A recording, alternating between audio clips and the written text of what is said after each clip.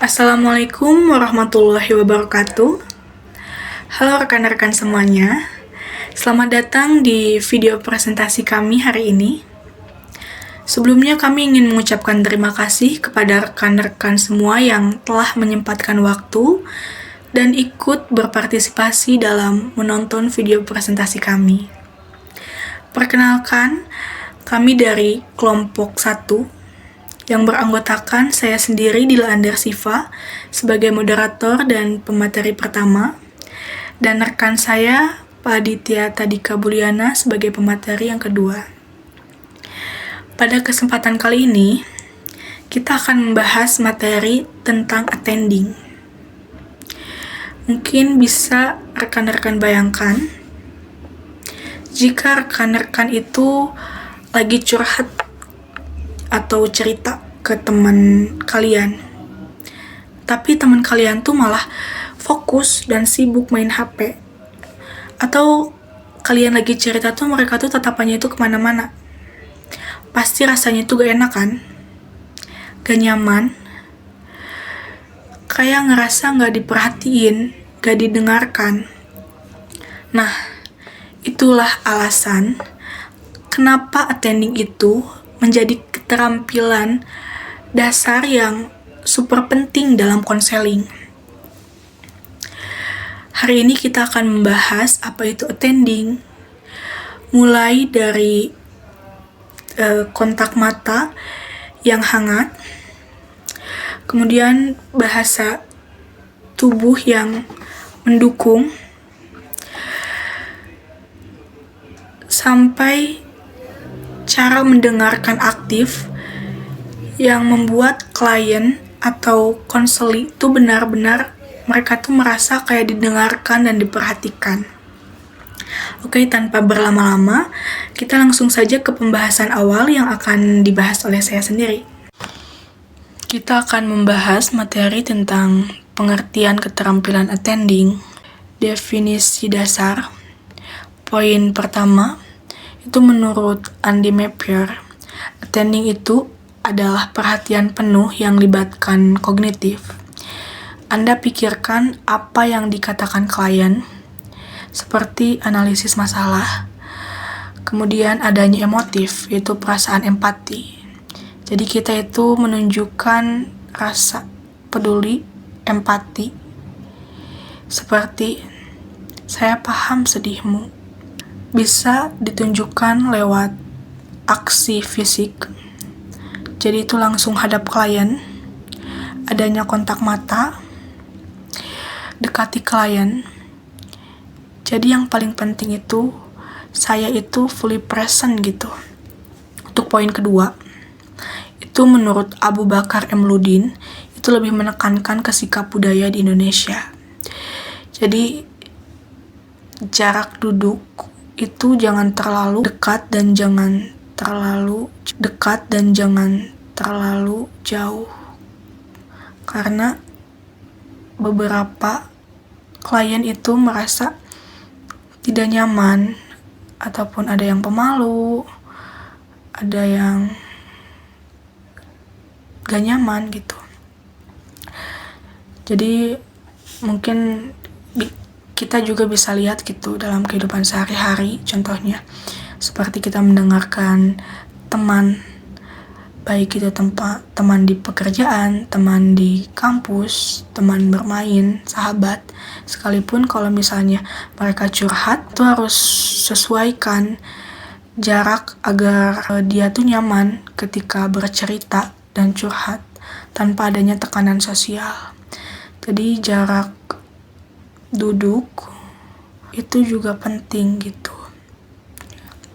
Kemudian poin ketiga itu menurut Ahmad Juntika Nurihsan dan Tohirin, mendengarkan aktif itu berpengaruh. Jadi kesimpulannya, misalnya saat klien itu bilang saya stres, Anda itu pahami itu bukan sekedar kata, tapi emosi dalam. Ini krusial untuk wawancara BK agar berjalan dengan lancar. Kemudian poin keempat, itu menurut Karl Huff hubungan ke praktik. Jadi ini tuh lebih ke perhatian total, lebih memberikan perhatian, kemudian menciptakan suasana yang nyaman. Kalian itu bebas eksplorasi, bisa menceritakan lebih luas, lebih terbuka tentang dirinya. Jadi kita tuh harus tingkatkan harga diri dan suasananya juga aman gitu. Kemudian poin kelima, analoginya. Ini tuh bikin relatable gitu ya. Seperti mendengarkan teman curhat, break up. Jadi bukan cuma, oh iya, bukan cuma kayak gitu, tapi kita tuh tatap, plus berikan rasa empati, rasa kepedulian kita kepada teman kita. Jadi mereka tuh cerita ke kita tuh jadi lega gitu, bikin dia lega gitu. Jadi tercurahkanlah apa yang sedang mereka rasakan atau mereka pendam.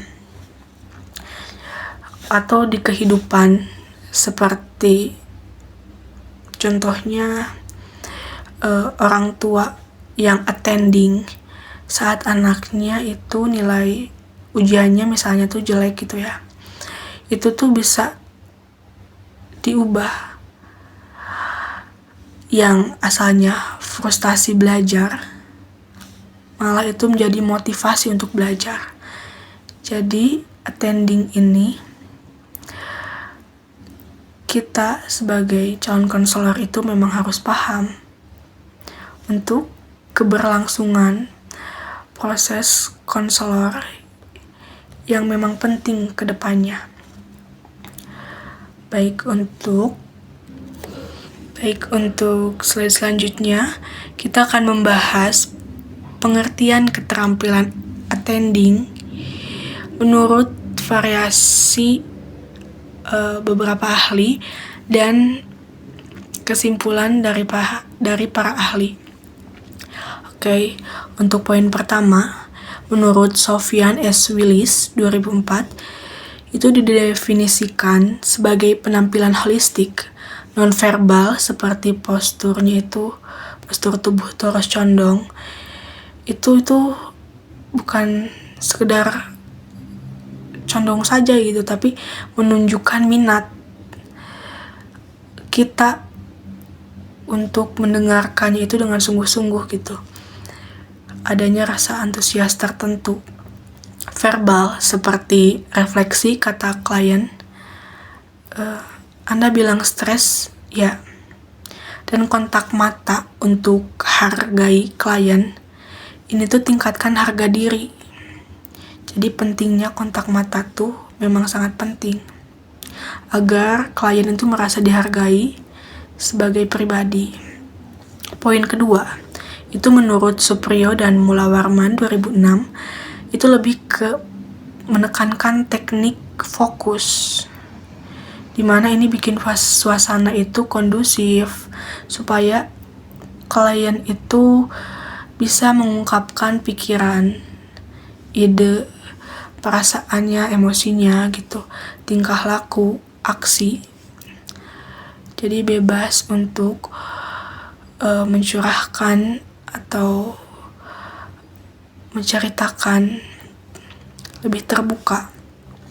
Fungsinya itu dorong bicara terbuka. Jadi hindari klien itu untuk bungkam karena takut. Kemudian poin ketiga, attending personally itu punya 5 elemen spesifik. Posturing, itu badan itu harus tegak, fleksibel untuk kesiapan. Kemudian squaring, itu jarak duduk itu akrab, ya minimal 1 meter untuk rasa dekat kita dengan konseli. Kemudian adanya leaning, yaitu condong, mungkin kurang lebih 15-20 derajatan lah untuk menunjukkan rasa kesungguhan, rasa minat, dan kesiapan kita. Kemudian ada eyeing, yaitu kontak mata atau tatapan mata gitu. Jadi tatapan seksama tanpa jeda yang panjang. Kemudian adanya communicating interest, yaitu kata-katanya itu jelas. Untuk konfirmasi, ini praktis untuk keberlangsungan sesi konseling. Kemudian poin keempat, aplikasi nyata. Gabung elemen ini di awal konseling, kalian itu langsung nyaman. Alur cerita mengalir tanpa hambatan seperti buat diam tuh malu gitu.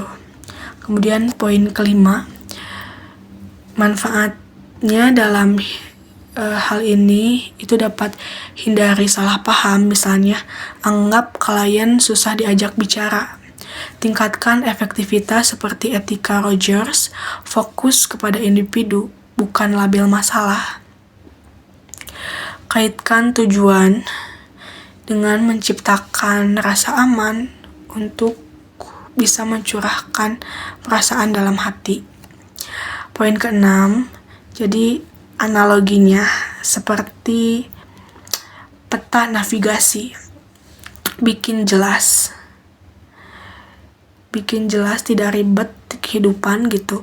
Seperti navigasi GPS saat road trip dengan keluarga. Jadi elemennya itu lengkap, hindari tersesat kayak hambatan emosional. Contohnya itu pacar ketika curhat tanpa attending,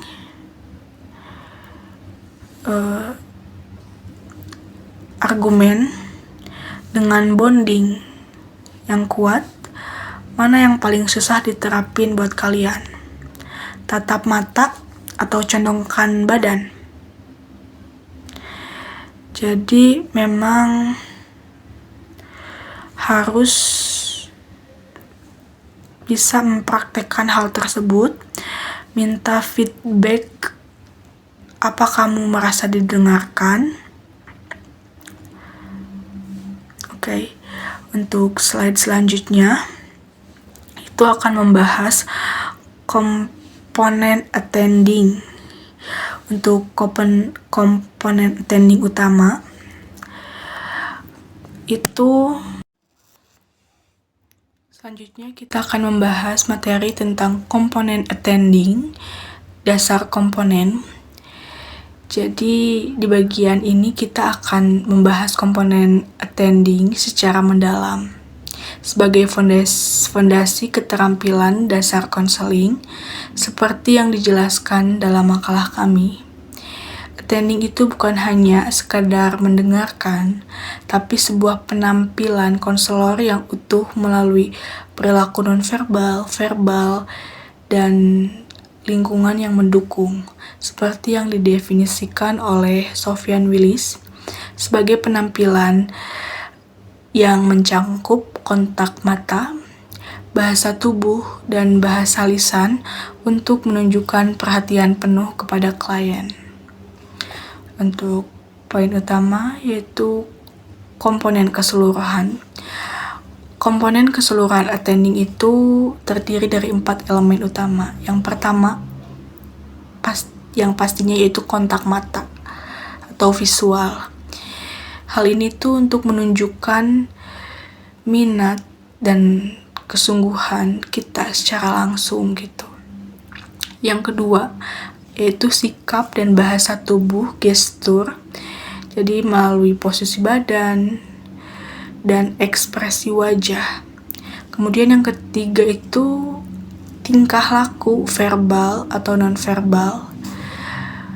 Jadi verbal ini lebih ke tingkah laku dan nonverbal ini lebih ke komunikasi.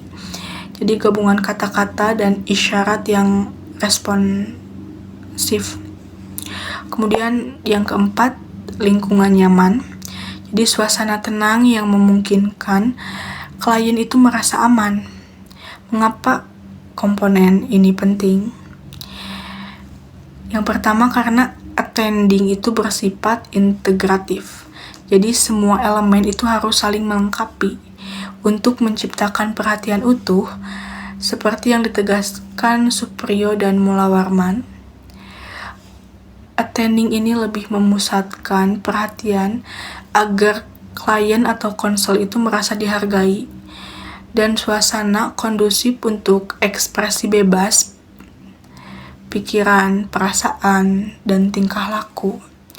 Jadi tanpa ini, klien bisa merasa tidak didengar dan proses konseling gagal membangun rapport. Jadi untuk pendekatan pembahasan ini, untuk setiap komponen, kita akan jelaskan cara baik atau buruk, manfaatnya, serta contoh praktis dalam sesi bimbingan dan konseling BK di sekolah, plus rekomendasi latihan untuk calon konselor seperti kita. Kaitannya dengan pengertian dasar, jelas ada. Kaitannya, jadi tanpa komponen yang lengkap, attending itu ibaratnya seperti resep masak tanpa bumbu utama. Rasanya hambar dan tidak efektif. Analogi sederhananya, komponen ini seperti roda mobil. Semuanya itu harus seimbang agar proses konseling itu berjalan lancar tanpa gangguan apapun gitu. Kita akan membahas komponen pertama, yaitu kontak mata. Cara dan manfaatnya juga. Jadi, komponen pertama adalah kontak mata, yang menjadi wujud visual dari perhatian, seperti yang diungkapkan Andy Mappier dalam Kamus Bahasa Besar Konseling gitu. Attending itu ditandai oleh keterlibatan kognitif dan emotif melalui menghadap dan melihat klien. Dimana kognitif itu menghadap dan emotif itu melihat, memberikan empati. Jadi untuk poin pertama, untuk cara melaksanakannya, lihat klien secara langsung saat ia berbicara, tapi alihkan pandangan kita secara mendadak selama 10 detik ke objek sekitar wajah atau kepala klien, bukan ke tempat yang jauh. Lalu kita itu kembali tatap lagi.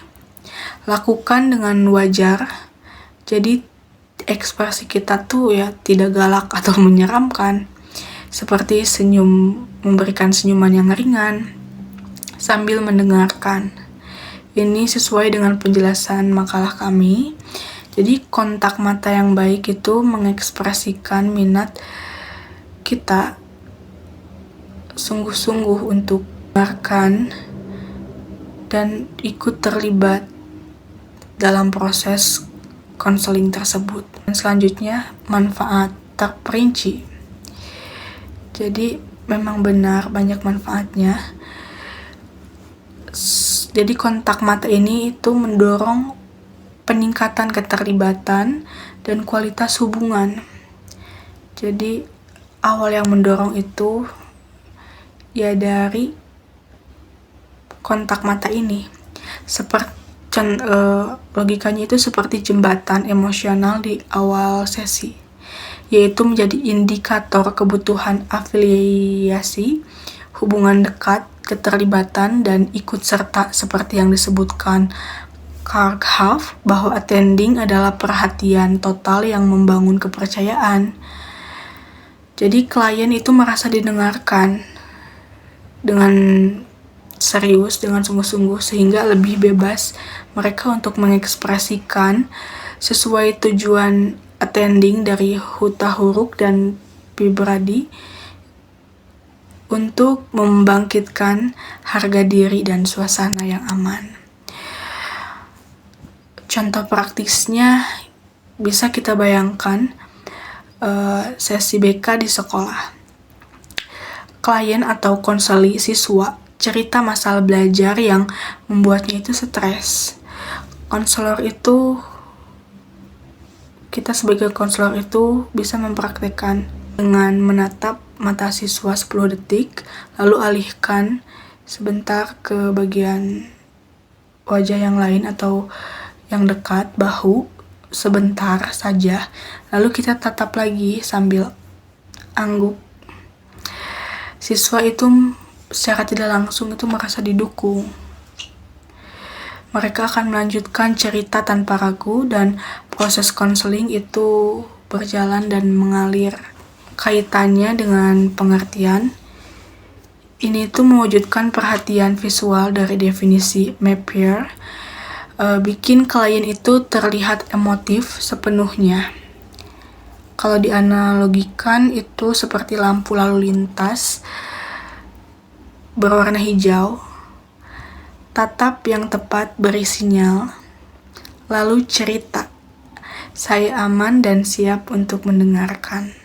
Sehingga konseli atau klien kita pun tidak akan ragu untuk bercerita dan untuk melanjutkan cerita dan mengekspresikan dan lebih terbuka, yaitu kontak mata. Hindari kesalahan. Jadi, meski kontak mata itu krusial, ada kesalahan umum yang harus dihindari.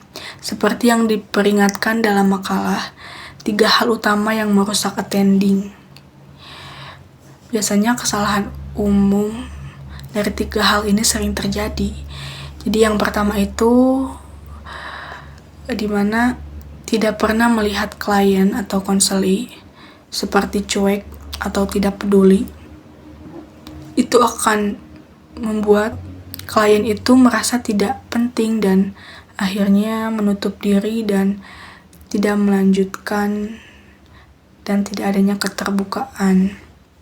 Yang kedua, menatap konstan tanpa jeda. Jadi terus natap gini. Itu tuh bikin klien takut atau merasa dihakimi, seperti integrasi bukan konseling gitu kesannya. Kemudian yang ketiga itu mengalihkan pandangan segera setelah klien tatap balik, seperti menghindar. Jadi secara tidak langsung itu akan merusak kepercayaan dan keterlibatan. Dampak negatifnya dari kontak mata ini yang harus kita hindari, ini tuh mengurangi keterlibatan emosional, hentikan alur cerita klien, dan buat sesi konseling itu gagal. Jadi kaitan dengan pengertian dari Ahmad Juntika Nur Ihsan, attending adalah mendengarkan aktif tanpa kontak mata tepat, hilang keterlibatan kognitif emotif, dan klien itu akan mundur secara emosional. Poin selanjutnya itu cara hindari dan rekomendasinya itu apa sih? Jadi kita tuh perlu latih kesadaran diri dengan merekam video sesi simulasi. Jadi misalnya role play dengan teman kelompok dan sesuaikan budaya di Indonesia. Tatap terlalu lama itu bisa dianggap kurang sopan. Jadi gunakan jeda alami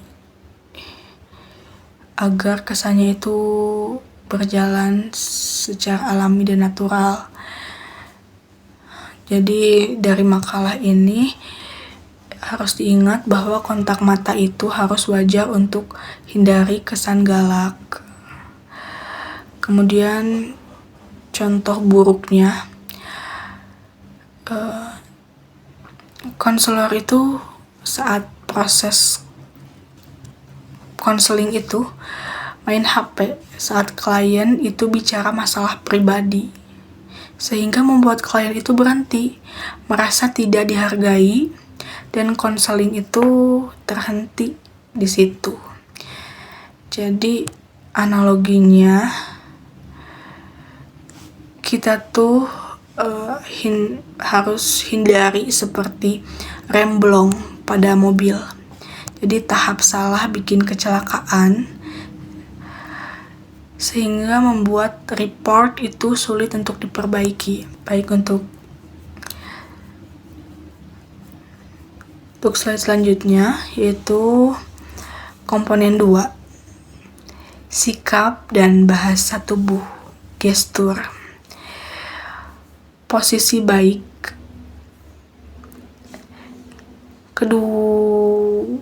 Yang kedua itu komponen sikap dan bahasa tubuh, gestur, yang menjadi penampilan nonverbal utama. Seperti yang dijelaskan Sofyan Willis, attending mencangkup bahasa tubuh untuk tunjukkan perhatian penuh. Dalam makalah, ini disebut sebagai posturing dan leaning untuk ciptakan kebersamaan emosional. Untuk elemen posisi baik, yaitu ada 4 yang utama. Yang pertama, duduk menghadap klien.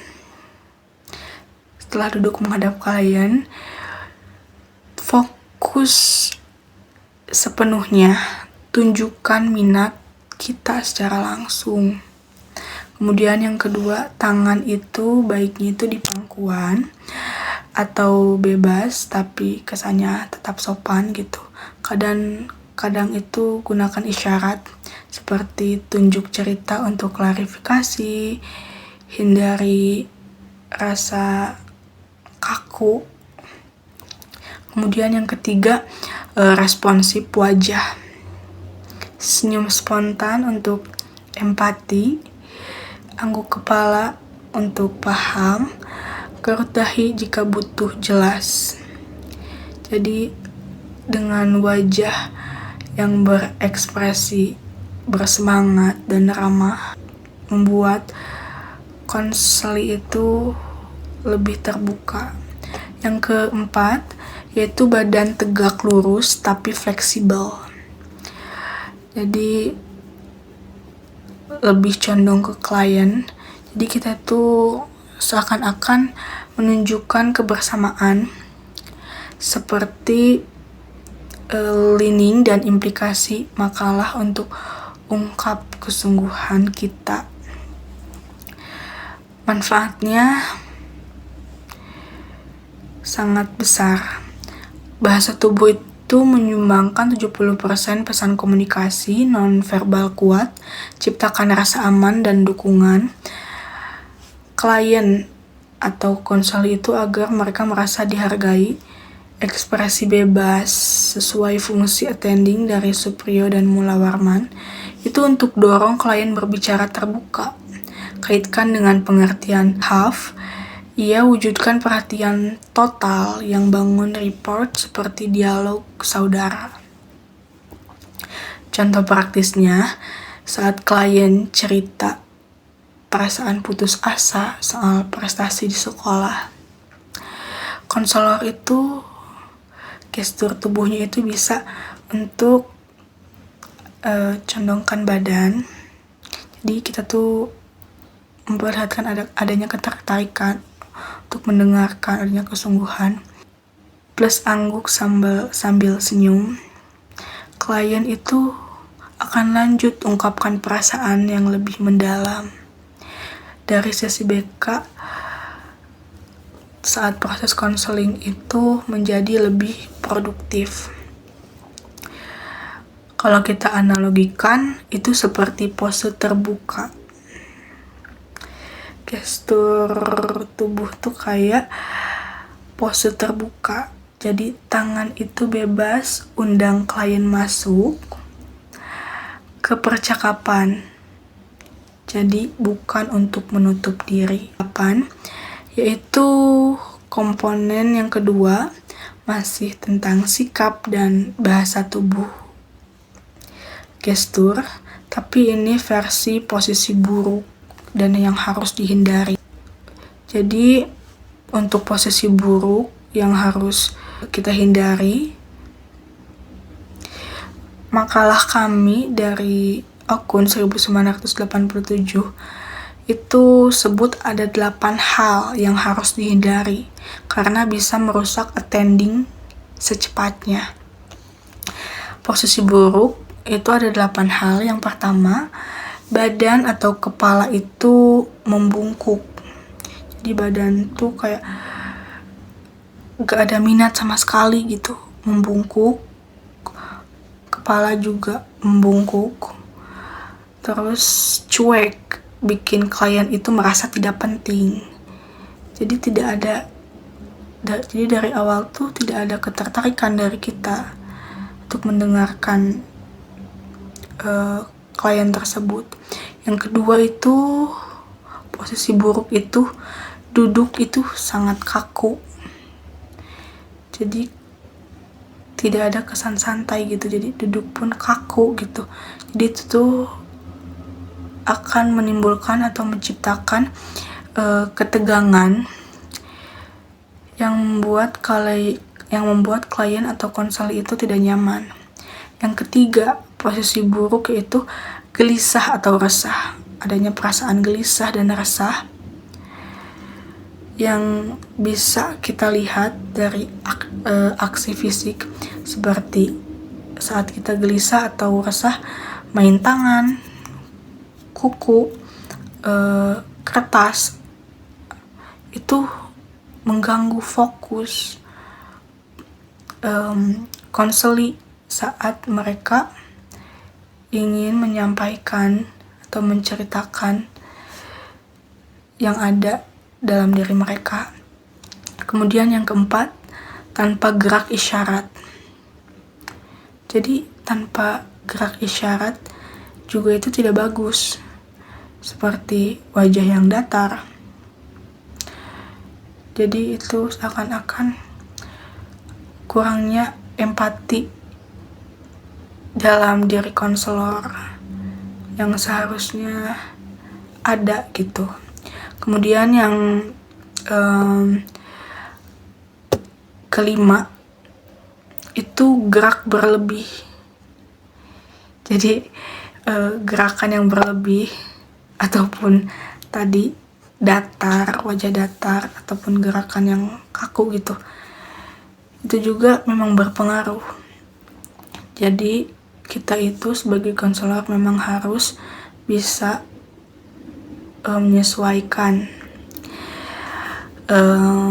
gerak berlebih, seperti tidak bisa diam ya, seperti kaki goyang-goyang secara berlebihan, kebiasaan kayak gitu, kayak mukul-mukul tangan, itu tuh seakan-akan bikin kacau proses konseling tersebut, karena pasti akan terganggu. Kemudian yang ke-6 itu wajah tidak ekspresif. Jadi wajah tuh tidak ada ekspresif, dingin, seperti terlalu serius, itu juga tidak baik gitu. Karena kita juga rasakan lah ya, kalau misalnya kita lagi bicara nih sama orang lain, terus mereka tuh tidak ada wajah ekspresif, dingin gitu, tidak ada senyuman sama sekali, serius banget, itu akan membuat klien itu tegang juga gitu. Jadi bagaimana mereka menyampaikan kalau mereka itu merasa kurang nyaman dengan hal tersebut. Kemudian yang ke-7, terlalu banyak senyum. Jadi terlalu banyak senyum, angguk-angguk terus, atau kerut palsu, sehingga akan menghilangkan kredibilitas. Jadi yang berlebihan itu tidak baik.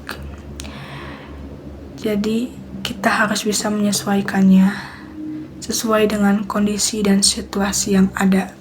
Kemudian yang kedelapan, ternyata aroma seperti menggunakan wewangian parfum yang terlalu menyengat, kuat wanginya, itu juga akan mengganggu indera sehingga akan merusak kenyamanan. Jadi memang ya proses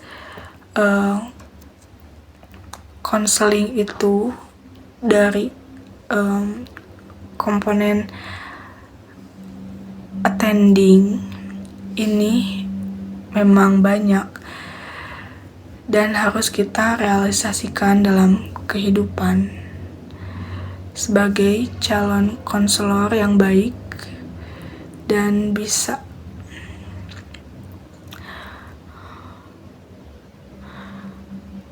sehingga dampaknya itu akan berdampak rusak kepercayaan klien itu tutup diri sehingga membuat sesi konseling itu gagal, hilang keterlibatan seperti definisi Haryastuti. Hilang keterlibatan. Cara hindari dan rekomendasinya, mungkin kita bisa lebih amati melalui cara via video, stimulasi, sesuaikan budaya, misalnya sentuh tangan hati-hati di konseling Indonesia. Dari studi makalah, latih dengan rekomendasi, dengan keterampilan berempati dan ciptakan interaksi hangat untuk tingkatkan kompetensi guru BK. Contoh buruknya, konselor itu gelisah. Contoh buruknya, konselor itu merasa gelisah main kertas saat klien cerita, sehingga membuat klien tuh frustasi. Kalau kita analogikan, posisi buruk seperti ini tuh seperti roda mobil yang miring, konseling oleng dan tak sampai tujuan. Cukup sekian, selanjutnya akan dari saya cukup sekian. Untuk pembahasan selanjutnya itu akan disampaikan oleh rekan saya, Pak Aditya Tadika Buliana. Waktu dan tempat saya persilahkan. Baik, terima kasih Teh Dila. Saya akan melanjutkan mengenai komponen attending. Tadi mungkin dibahas yang pertama itu tentang kontak mata dan komponen kedua itu tentang bahasa. Dan di komponen ketiga ini ada tingkah laku verbal atau non verbal. Nah, di sini ada cara dan manfaatnya. Baik, untuk cara melaksanakannya, gunakan kata-kata pendukung seperti coba ceritakan lebih lanjut, atau refleksi sederhana yang mengungkapkan persetujuan kita terhadap cerita yang disampaikan oleh konseling. Dan gerakan-gerakan non-verbal seperti anggukan saat mendengar, jeda diam untuk memberi ruang bagi konseli, dan juga hindari interupsi yang memotong cerita konseli itu sendiri. Nah, di sini fokus pada nada suara lembut dan volume sedang untuk tunjukkan perhatian penuh.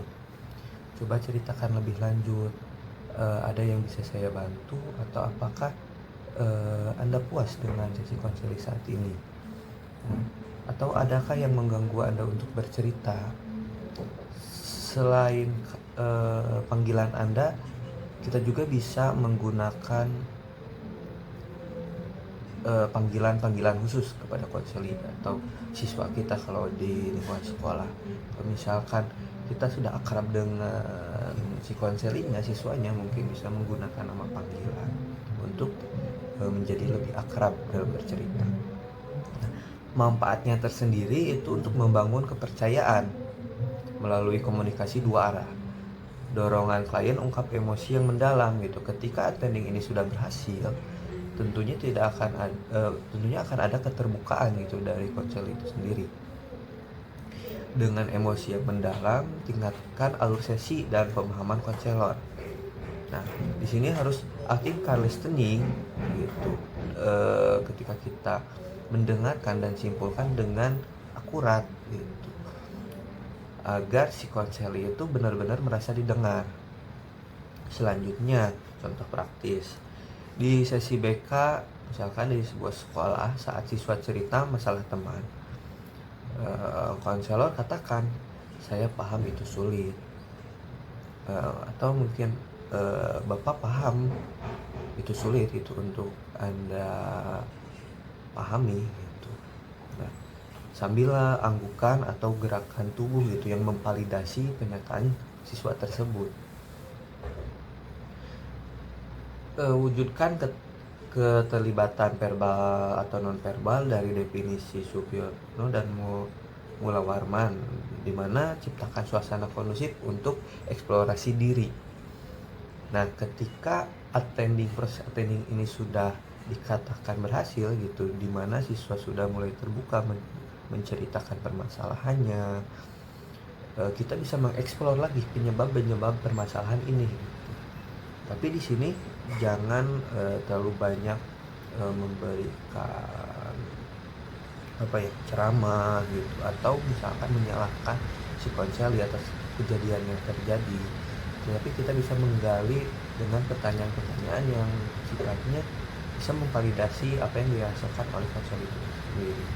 Nah, analoginya seperti jembatan dua arah, verbal atau non-verbal. Hubungkan pikiran konselor dan hati klien tanpa hambatan. Jangan sampai ada yang menghambat, dimana si konseli itu tidak mau bercerita lagi lebih lanjut gitu atas apa yang ia rasakan. Seperti itu untuk komponen ketiga. Nah, di sini juga ada kesalahan yang sering terjadi, seperti interupsi berlebihan, di mana misalkan kita sebagai konselor sering memotong cerita si konseli, membuat konseli frustasi untuk melanjutkan ceritanya, atau nada suara yang monoton atau terlalu keras gitu. Nah, si konseli bisa merasakan bahwa konselor itu kurang empati gitu, kita itu kurang empati dalam mendengarkan cerita si konselinya, dan suasana pun akan terasa dingin gitu, akan menjadi canggung. Yang selanjutnya, nonverbal bertentangan dengan verbal. Ketika kita mengatakan baik saya paham, tapi wajah kita cuek gitu, baik saya paham, atau mata kita kemana-mana gitu, tidak menunjukkan apa yang kita ungkapkan. Nah, di sana akan kehilangan kredibilitas kita sebagai konselor gitu, dan ceritanya tidak akan bisa dilanjutkan. Yang selanjutnya, terlalu banyak pertanyaan, karena ada kalanya kita sebagai konselor itu cukup saja mendengarkan dan menganggukkan gitu. Adapun yang misalkan mengganjal ingin kita tanyakan, kita harus mencari gitu di situasi yang tepat bagi kita untuk bertanya terhadap konseli. Karena terlalu banyak pertanyaan pun konseli akan merasa dirinya sedang diinterogasi gitu. Terus ada juga dampak negatif. Semakin kita melakukan kesalahan-kesalahan tersebut, klien semakin tertutup gitu, dan atau akan merasakan salah paham gitu. Saya itu sedang lawan bicara saya itu mau mendengarkan atau tidak gitu atas apa yang saya ungkapkan, atau misalkan si guru BK ini tuh mau memarahi kita atau mau mendengarkan cerita kita gitu. Nah, di sana ada kesalahpahaman. Kemudian cara menghindarinya, kita bisa melatih diri kita sebagai calon guru BK untuk mirroring gitu, atau ulang kata klien secara verbal melalui kaca misalkan, atau kita rekam sesi untuk evaluasi gitu. Ketika kita melakukan proses konseling, kita rekam agar kita di kemudian hari bisa melihat apa sih kurangnya ketika saya melakukan konseling, proses attending apa yang kurang gitu, bisa kita evaluasi pada sesi berikutnya. Nah, selanjutnya penyesuaian budaya. Mungkin di Indonesia itu kan umumnya menggunakan bahasa Indonesia sopan, seperti boleh cerita lebih, atau misalkan eh, eh, Pak, saya boleh melanjutkan cerita saya, atau ada cerita yang lain yang ingin saya ceritakan. Bahasa yang bersahabat gitu dengan si siswanya. Kalau misalkan di daerah Jawa Barat yang notabene menggunakan bahasa Sunda, siswa lebih nyaman misalkan menggunakan bahasa Sunda. Yang penting itu tidak mengurangi esensinya, ya tidak masalah gitu, penggunaan bahasa Sunda, tapi yang nyaman bagi si siswa gitu, untuk menceritakan permasalahannya. Nah, contoh buruk, konselor tanya bertubi-tubi, kenapa begitu? Terus tanpa jeda kita bertanya lagi, Kak, kenapa kamu seperti itu? Kenapa kamu tidak seperti ini? Gitu. Nah, pertanyaan-pertanyaan yang membuat siswa itu merasa diinterogasi gitu. Ya. Kemudian kesalahan-kesalahan tersebut dianalogikan seperti jembatan letak, di mana kesalahan verbal atau non verbal bikin komunikasi ambruk gitu. Karena kan attending ini itu tadi seperti halnya jembatan gitu. Kalau attendingnya tidak sempurna, kemungkinan proses konseling selanjutnya tidak akan bisa berjalan dengan baik. Mungkin seperti itu. Saya lanjutkan kepada komponen keempat. Di sini ada lingkungan nyaman. Untuk cara dan manfaatnya, pilih ruangan tenang dengan privasi yang tinggi gitu. Tentunya dengan pintu tertutup tanpa gangguan suara. Nah, itu merupakan pemilihan gitu, lingkungan yang nyaman untuk si konseli bisa bercerita dengan bebas gitu. Kemudian atur kursi sejajar antara konselor dan konseli, bukan berhadapan kaku seperti halnya sedang interview atau ketika polisi sedang mem-BAP misalkan penjahat gitu. Nah, atur kursi itu senyaman mungkin gitu, untuk si konseli bisa bercerita apa keluh kesahnya, apa yang menjadi permasalahan yang ia rasakan. Kemudian kita bisa juga menambahkan elemen nyaman seperti tanaman, lampu lembut, pastikan akses mudah dan bebas distraksi. Nah, usahakan handphone dimatikan ketika waktu konseling berlangsung, dan buat sesi konseling ini fleksibel gitu. Waktu sesi konseling ini fleksibel, walaupun kita misalkan menargetkan dalam 1 jam sudah selesai, tapi si konseling jangan menyadari waktu tersebut gitu, agar tidak terburu-buru oleh waktu juga. Nah, manfaatnya ketika kita membuat lingkungannya yang nyaman,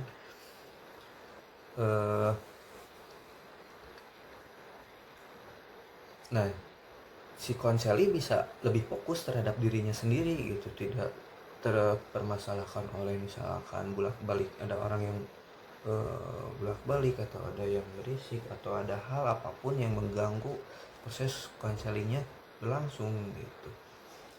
Kemudian efektivitas dari attending secara keseluruhan kaitannya dengan suasana kondusif untuk perasaan yang bebas gitu. Jadi ketika sudah mendapatkan rasa nyaman dalam lingkungan ketika bercerita, kondusivitas dalam ataupun efektivitas dalam sesi konseling itu bisa berjalan dengan lancar. Contohnya di ruang BK sekolah, kursi kan rata-rata melingkar. Mungkin kita bisa menambahkan musik latar lembut gitu. Siswa yang gelisah soal karir jadi rileks gitu dan bisa terbuka. Apa sih yang menjadi permasalahan dalam dirinya menentukan karir masa depannya gitu. Ataupun apapun yang bersangkutan dengan apa yang ia rasakan, bisa lebih terbuka.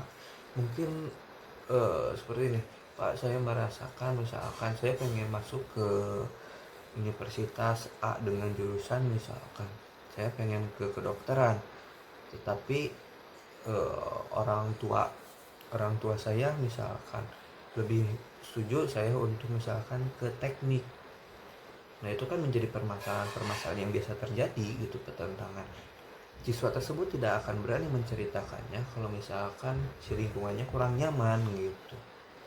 Tidak mungkin kan ketika bercerita misalkan ada orang tuanya atau misalkan ada guru yang dia anggap dekat dengan orang tuanya, takut disampaikan gitu apa yang menjadi keluhannya kepada orang tuanya gitu.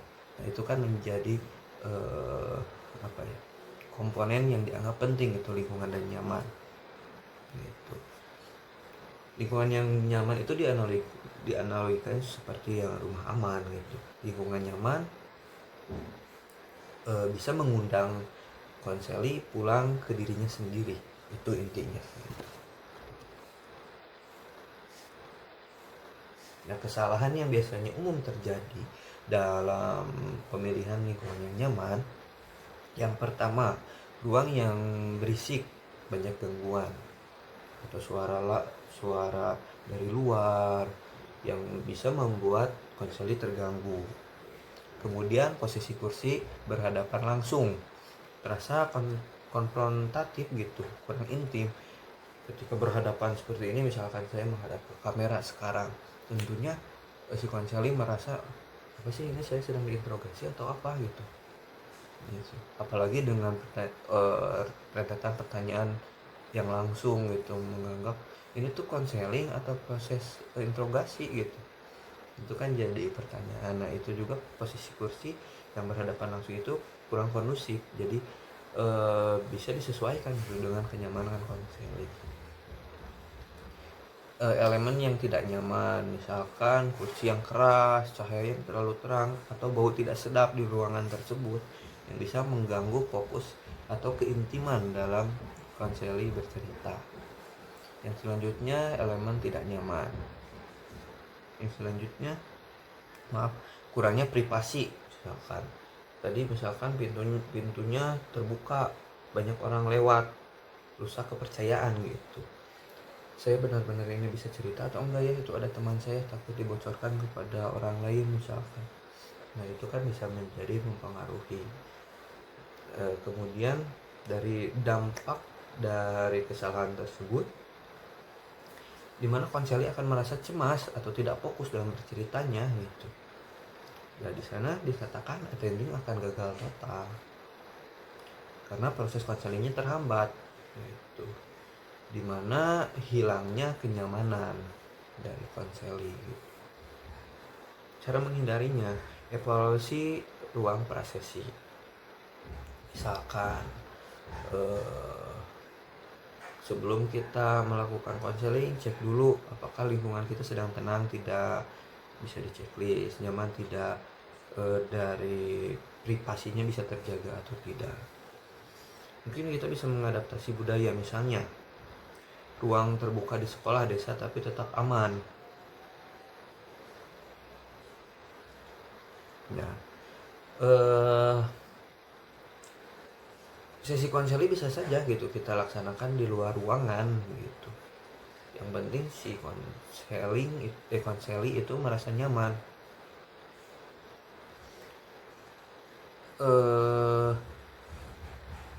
Di rata-rata sekolah kan itu ada di lingkungan desa.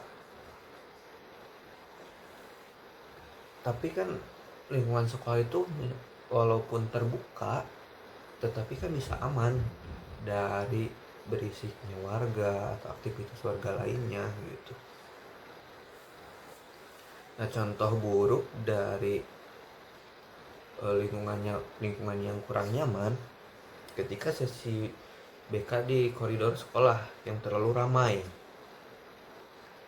siswa akan berhenti cerita masalah pribadi karena malu gitu kalau terdengar sama temannya. Untuk analoginya, lingkungan itu seperti kegagalan menentukan lingkungan yang nyaman itu seperti rumah yang berantakan. Lingkungan buruk membuat si konseli enggan gitu untuk tinggal lama di rumah tersebut karena berantakan contohnya.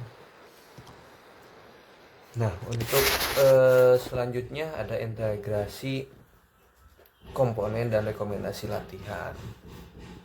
Di sini kita bisa mengintegrasikan keseluruhan dari 4 komponen yang saling mendukung seperti kontak mata, gestur, verbal atau non verbalnya, lingkungan, yang jadi attending ini holistik gitu. Tanpa salah satu dari keempat itu ya akan menjadikan attendingnya menjadi lemah gitu. Karena keempat komponen itu seperti puzzle, bisa membuat hasil yang dikatakan sukses untuk proses konselingnya. Manfaat totalnya bisa membangun kepercayaan cepat di bimbingan konseling, ubah konseli dari ragu ke terbuka. Ya tentunya harus sesuai dengan etika. Hargai individu seperti yang disampaikan oleh Rogers. Yang selanjutnya rekomendasi latihan. Yang pertama bisa melakukan role play, simulasi sesi, bisa rekam dan evaluasi. Yang kedua observasi sesi nyata gitu. Contohnya sedang ada guru BK yang melakukan konseling, kita bisa mengobservasinya gitu. Kemudian ada self reflection harian, seperti jurnal gestur dan verbal. Yang selanjutnya yang keempat ada workshop budaya, workshop budaya sensitif untuk Indonesia misalkan. Yang selanjutnya contoh pengaplikasian bimbingan konseling, gabungkan semua di sesi siswa seperti tatap, condong, refleksi, verbal di ruangan tenang. Siswa curhat, masalah belajar lancar gitu. Nah, ketika kita sudah bisa membiasakan kontak mata, gerakan tubuh, refleksi gitu, bagaimana bahasa yang kita sampaikan, gerakan yang kita sampaikan, tentunya dengan lingkungan yang membuat siswa nyaman. Siswa curhat, masalah belajar pun lancar gitu, tidak ada lagi hambatan. Analoginya seperti orkestra, setiap komponen main harmonis untuk musik gitu. Di sana akan terciptalah konseling yang indah. Nah, mungkin itu dari kelompok kami. Di sini ada kesimpulan di mana attending adalah keterampilan dasar fundamental dalam bimbingan dan konseling. Lebih dari mendengarkan pasif. Ini kehadiran psikologis penuh melalui 4 komponen holistik: kontak mata, gestur, verbal atau non-verbal, dan lingkungan yang nyaman, yang membangun raport positif dan suasana aman, penuh penerimaan. Dengan perhatian tulus, konselor tunjukkan empati dan penghargaan unik terhadap konseli, khususnya siswa remaja. Dorong mereka terbuka, eksplorasi perasaan, pikiran, dan masalah.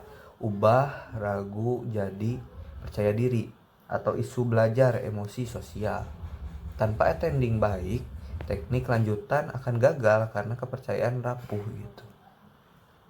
Ini cerminan etika proporsional ala Rogers, di mana hadir sepenuhnya berarti sisihkan diri demi konseli atau klien. Seperti jembatan emosional tulus, attending buka pintu transformasi optimal. Latih harian sekarang melalui role play. Jadikan fasilitator yang ubah hidup. Attending juga jadi dasar untuk keterampilan lanjutan seperti empathic responding gitu untuk teknik lanjutannya. Itu saja mungkin dari kelompok kami. Dikembalikan lagi kepada Teh Dila. Persilakan.